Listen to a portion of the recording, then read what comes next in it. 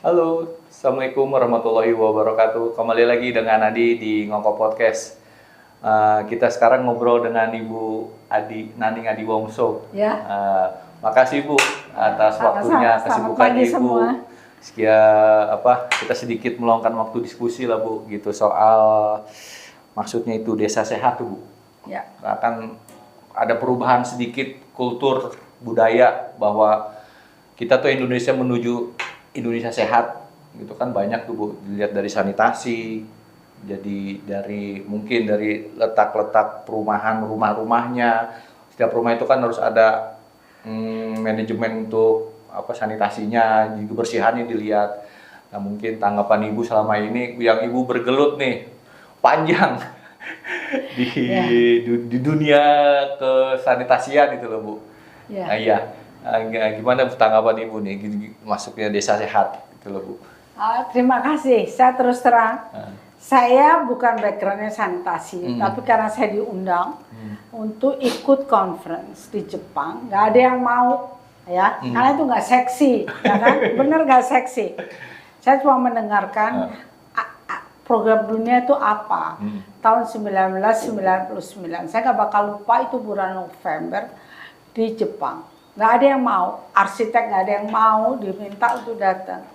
Nah, saya datanglah ke sana, coba mendengarkan, dan saya ketemu banyak teman-teman saya waktu saya kerja di Amerika, ya, yang kerja juga di organisasi internasional.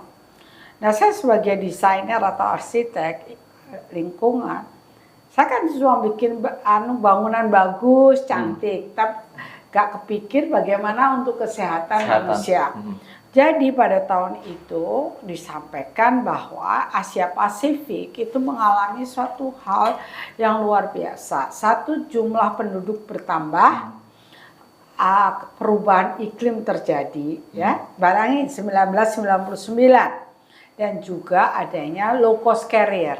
Berarti orang akan pindah satu tempat ke tempat yang lain dan bisa membawa penyakit.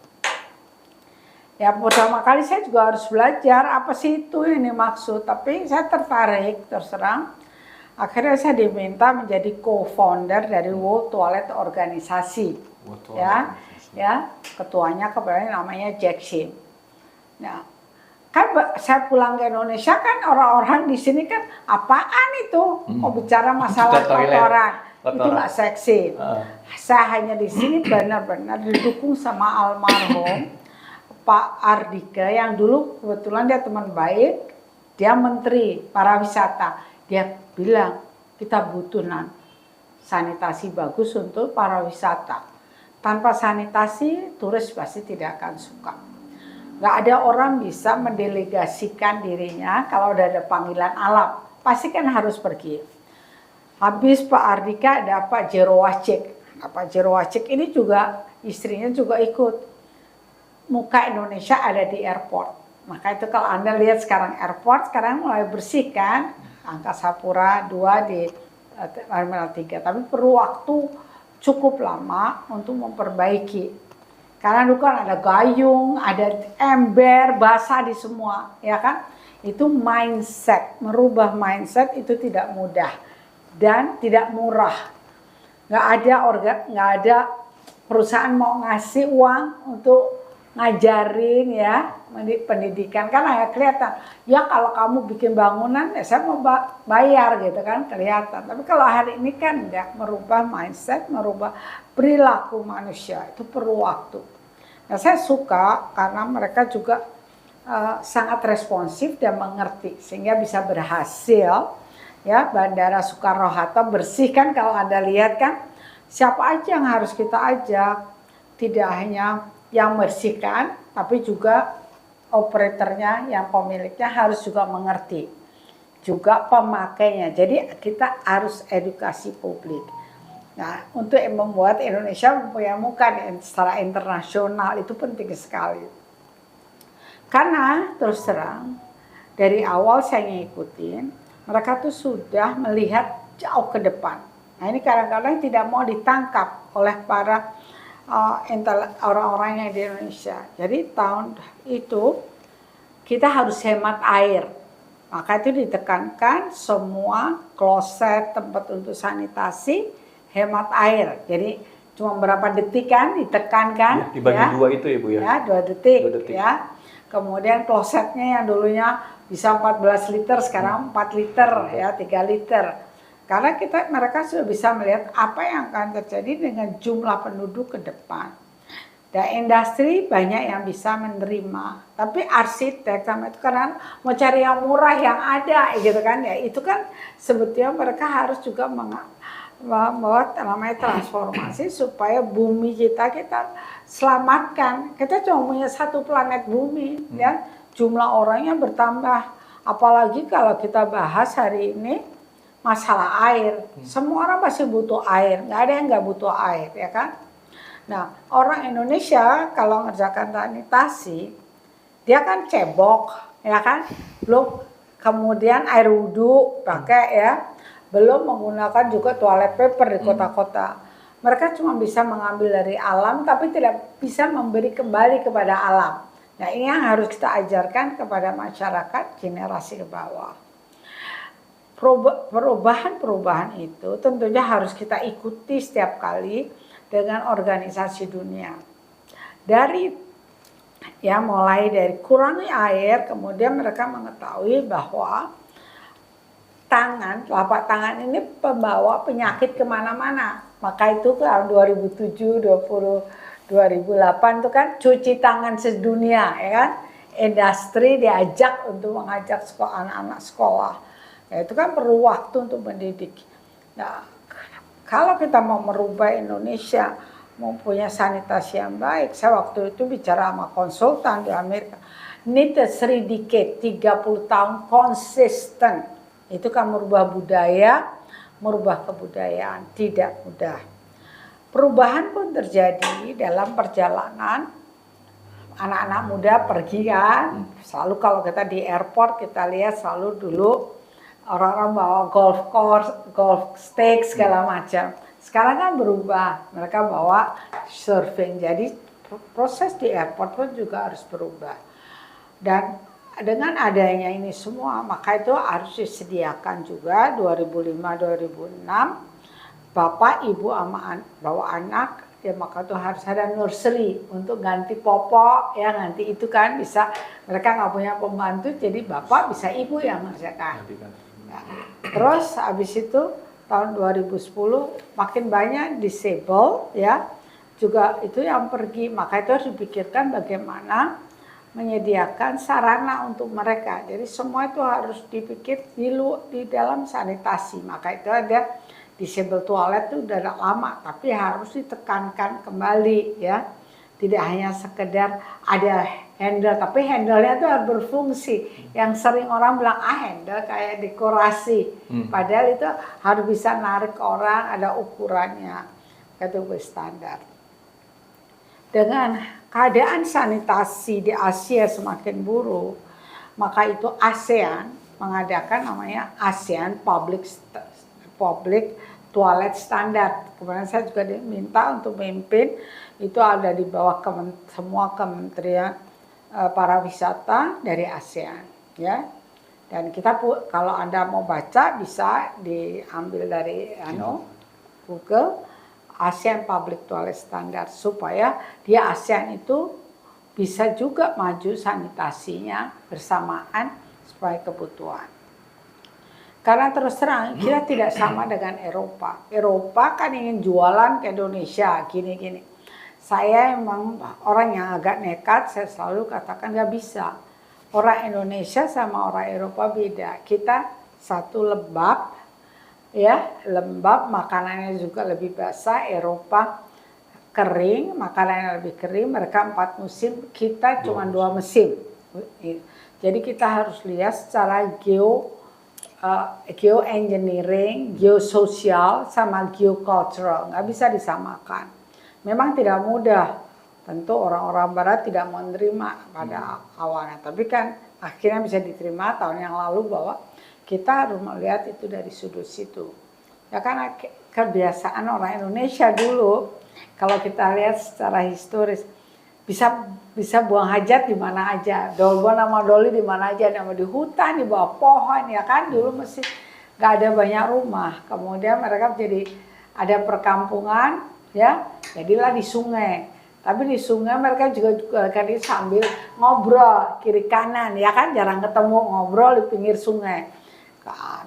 Ada yang nyuci, ada yang buang hajat, itu kan nggak boleh, keluarnya MCK kan. Tapi kan orang Belanda datang, akhirnya orang Belanda datang bikin toilet, taruhnya di luar rumah kan. Nah, dengan zaman modern ini, dengan ventilasi, peralatan itu semua ada, maka itu udah bisa di dalam, ya, selama sirkulasinya baik. Perubahan ini selalu terjadi dan kita harus pelajari. Tahun 2010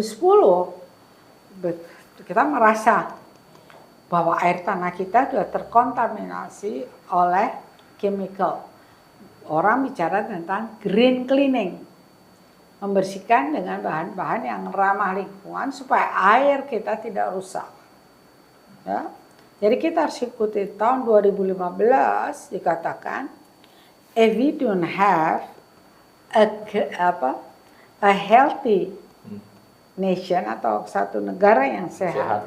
Kita akan kalah dengan kompetisi dunia. Kita nggak tahu ada COVID kan, restoran. Jadi political will dari setiap negara itu harus ada yang luar biasa. Seperti India, waktu Prime Minister Modi mengatakan, orang India, wanita India kalau nikah, kamu minta dowry, maharnya harus toilet dibantu oleh pemerintah, ya, disediakan septic tank di mana-mana. Bapak pergi sana dan bisa bersih. Dulu sulap itu kan suka diambil kan, nggak ada WC, namanya sulap. Terus Prime Minister Thaksin juga bilang, kita harus bersihkan Bangkok. Semua menteri ikut bersihin toilet.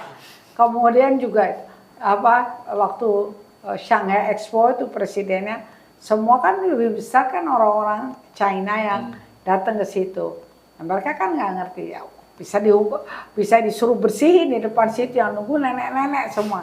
Jadi kita harus punya political will dan mereka mengajak semua pemimpin agama untuk mengajarkan kepada pesertanya. Kami itu NGO, non-government and non-profit. Jadi jangan pikir kita jualan apa-apa. Jadi kita dibantu banyak sekali oleh industri karena kita tidak mencari untung. Kita merubah mindset. Kalau mindset itu baik, pasti industrinya juga pasti maju. Jadi saya tidak punya kepentingan, nggak punya kepentingan untuk kepentingan pribadi gitu. Semua yang ada di asosiasi toilet itu harus kerjakan dengan hati. Karena nggak ada yang digaji, Pak. Terus terang nggak ada yang digaji.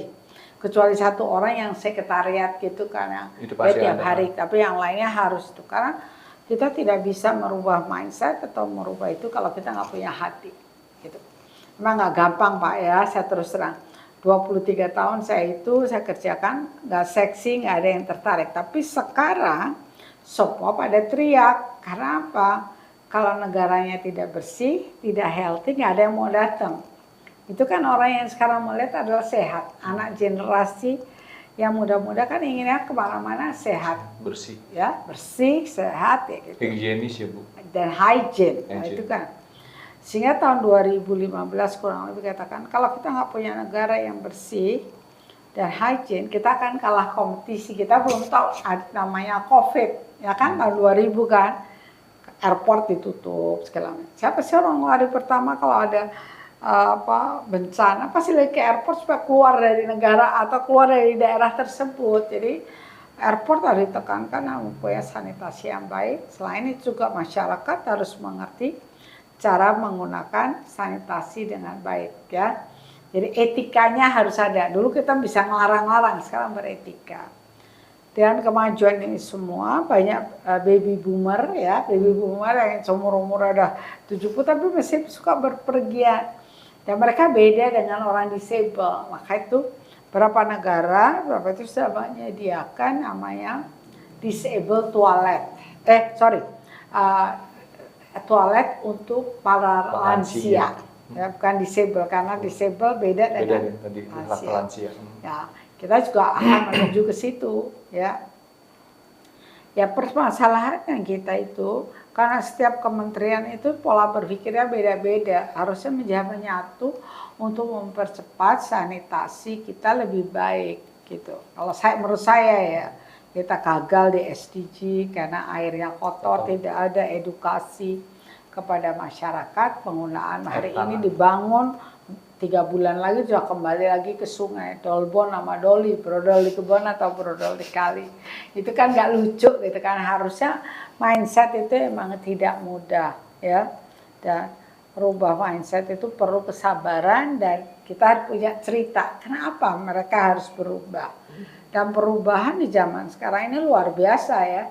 Zaman dulu kalau kita kerja kan gambar, kita arsitek gitu. Sekarang udah pakai IT, cepet deh. Ya kecepatan itu yang harus kita lihat juga bersama-sama untuk bisa membangun Indonesia sehat, Indonesia bersih, dan Indonesia kuat. Bagaimana dengan ibu kota baru aja nanti ya kan? Semua pasti akan melihat bagaimana lingkungan. Karena lingkungan itu sangat penting sekali. Kita tidak hanya mikirkan kita punya sanitasi itu bukan hanya jumbleng. Ya kadang-kadang orang jumbleng. Kayak kadang-kadang kesel. Padahal ada namanya septic tank, ada air bersih. Ya. Bukan, saya suka datang, kita juga kok ngerjain gini. Terus kalau kita lihat, itu cuma jumlah. Saya tidak bisa, karena saya juga wakil dari dunia. Jadi kita harus memberikan yang terbaik ya. Saya kata mengajarkan masyarakat bahwa untuk berperilaku dan menggunakan sanitasi dengan baik. Gitu. Jadi kemarin ini dengan kejadiannya gempa di Cianjur, kita bangun beberapa karena kita lihat baca dari satu koran bahwa ada anak-anak yang sudah budiken ya, terus nggak punya sanitasi. Kita bukan real estate, jadi kita bilang sama masyarakatnya, kalau you punya tanah kita bangunin. Kita ada ibu punya, dan kita tinggal berhubungan sama industri yang sangat peduli akan kemajuan bangsa Indonesia. Dan mereka semua mendukung tanpa kita harus bikin laporan itu, percaya sama asosiasi itu. Saya sangat berterima kasih sekali ya. Nggak ngomong, karena kadang-kadang ya saya kasih kamu sekian, laporannya apa, ini nggak ada. Karena mereka tahu bahwa Asosiasi Toilet Indonesia pasti ngerjakan semua untuk kebaikan masyarakat. Ya. Karena kita juga bangun namanya Desa Sehat di Jawa Tengah. Kita lihat champion-champion muda ya. Kita mengajarkan mereka ya di daerah Purwokerto, Banyumas sana untuk mempunyai sanitasi yang baik. Jadi kalau saya pikir sanitasi itu penting sekali. Kita semua manusia pasti membutuhkan. Kira-kira demikian loh Pak ya. Jadi kita juga harus jaga alam kita, jaga planet kita untuk Indonesia ke depan. Benar, setuju Bu, saya setuju. Nah, ini kan panjang lebar Bu, udah rangkaiannya seperti itu Bu. Jadi kita hanya berubah mindset ya Bu ya. Berubah mindset tuh awalnya seperti itu. Nanti di segmen kedua kita bisa jelaskan Ibu. Kenapa nanti akhirnya tuh akan menjadi desa pariwisata yang indah, yang bagus, yang jadi di desa-desa itu tuh terkenal bahwa Indonesia tuh bersih gitu loh. Iya. Nah seperti itu. Nanti kita ngobrol lagi Bu ya, sesi kedua Bu. Ya, oke. Kita mulai lagi. Assalamualaikum warahmatullahi wabarakatuh.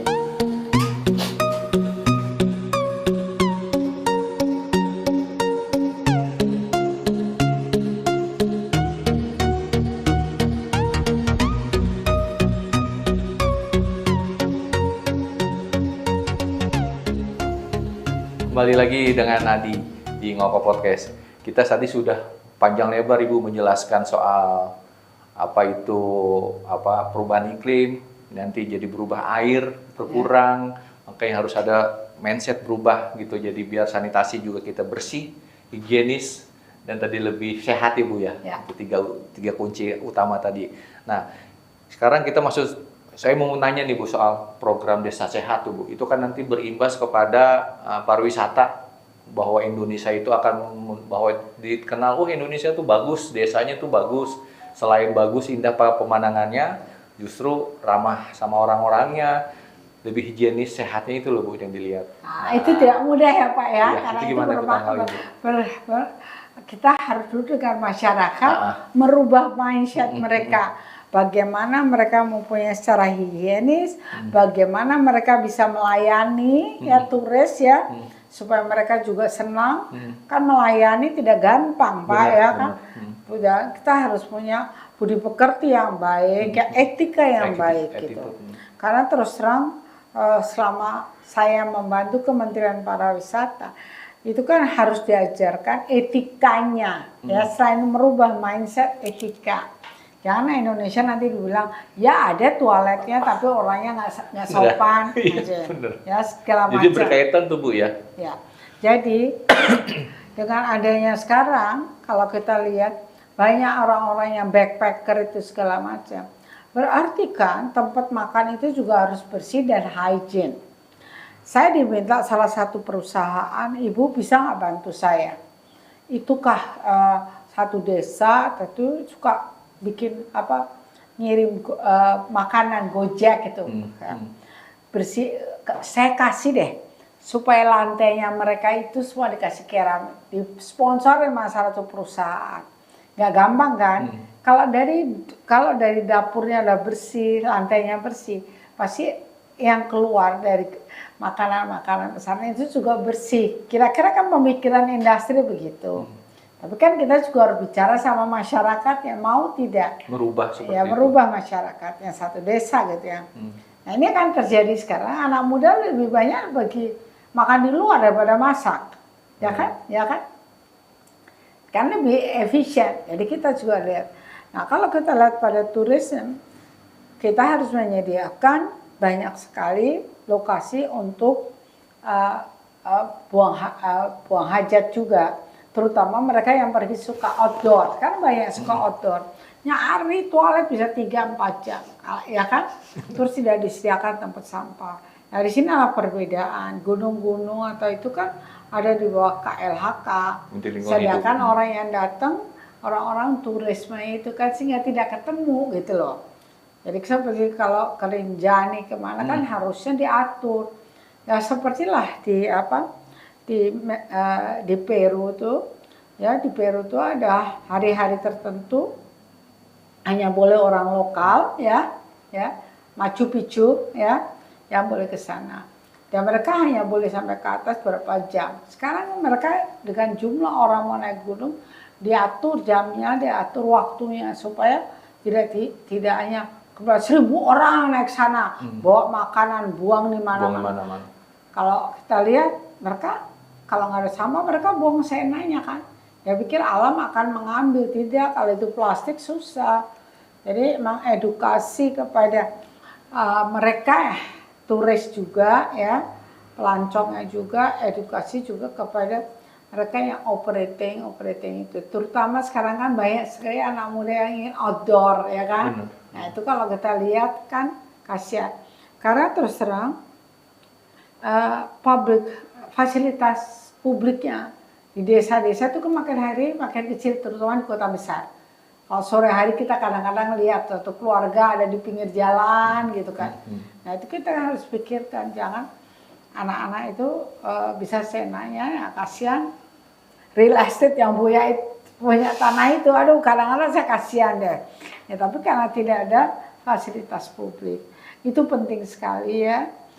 Sanitasi, karena setiap orang pasti membutuhkan, tidak ada yang tidak membutuhkan. Satu, pasti orang akan cari makan, cari jajan atau itu juga harus kita ajarkan supaya mereka menyajikannya dengan bersih, sehat ya dan hygiene. Bukan asal satu ember bolak-balik dapat cuci situ. Kira-kira demikian. Ya, kita harus melihat the bottom of the pyramid. Jadi tahun 2010-an saya juga belajar piramida itu kan paling bawah ada masyarakat. Itu bisa 50%, bisa itu kan aku middle class, upper class. Upper class dia punya uang, tapi yang ini kan jumlahnya luar biasa. Nah, ini yang harus kita ajarkan, mempunyai etika yang baik, dan mereka juga punya hak untuk bisa menikmati ya alam yang ada di Indonesia gitu sebagai turis. Jadi kita harus juga sediakan sarana untuk mereka sehingga mereka juga teredukasi cara menggunakan toilet. Habis mereka gunakan, mereka harus flushing, kelontor, jangan tinggalkan basah dan matikan air. Gitu. Jangan tinggalkan jejak lah kalau orang dulu bilang. Kering jadinya Bu ya? Kering, harusnya kering. Tapi kan merubah mindset orang Indonesia menjadi toilet kering tidak mudah. Benar, apalagi ini kayak menuju desa sehat itu agak susah ya Bu ya? Iya. Ya, jadi berubah mindset dulu. Jadi seharusnya juga harus ada koordinasi gitu dong Bu berarti ya antara kementerian-kementerian sama dinas setempat. Saya rasa iya.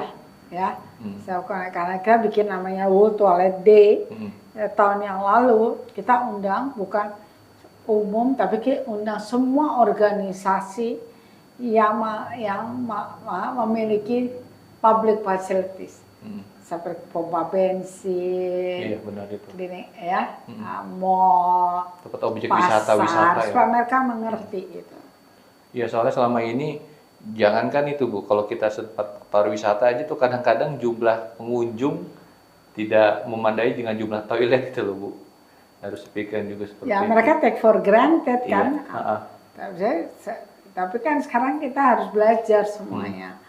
Jadi ada orang yang membutuhkan, minta demand yang baik, tapi disediakan, kita juga punya respect. Etikanya aja deh. Nah, itu etikanya orang-orang yang pakai kadang-kadang kan mau dia. Iya benar Bu. Ya. Antar bukan urusan saya. Nanti yang penting saya udah kebuang akhir, itu urusannya orang belakang. Iya. Sesudah saya bodo amat. Iya lah. Ya. Ya mudah-mudahan sih bisa lah pelan-pelan. Pelan-pelan. Ya mudah-mudahan aja Bu ya. Dengan kita diskusi seperti ini, semoga bisa merubah mindset bahwa kesehatan itu lebih utama, menjaga bumi itu lebih utama lagi. Iya. Karena planet kita cuma satu, jumlah orang bertambah. Iya, kalau nggak diri kita yang untuk berubah, siapa lagi? Semoga bumi ini jadi lebih manfaat untuk yang generasi berikutnya Bu ya. Makasih Bu atas waktunya. Jadi kita juga diberi jadi bahwa yuk sama-sama kita jaga bumi, jaga air, sanitasi segala macam untuk kelestarian planet bumi. Ya. Makasih Bu. Save the planet our for the next generation. Iya. Ya. Sampai jumpa, sampai berikutnya di Podcast yang lainnya. Assalamualaikum warahmatullahi wabarakatuh.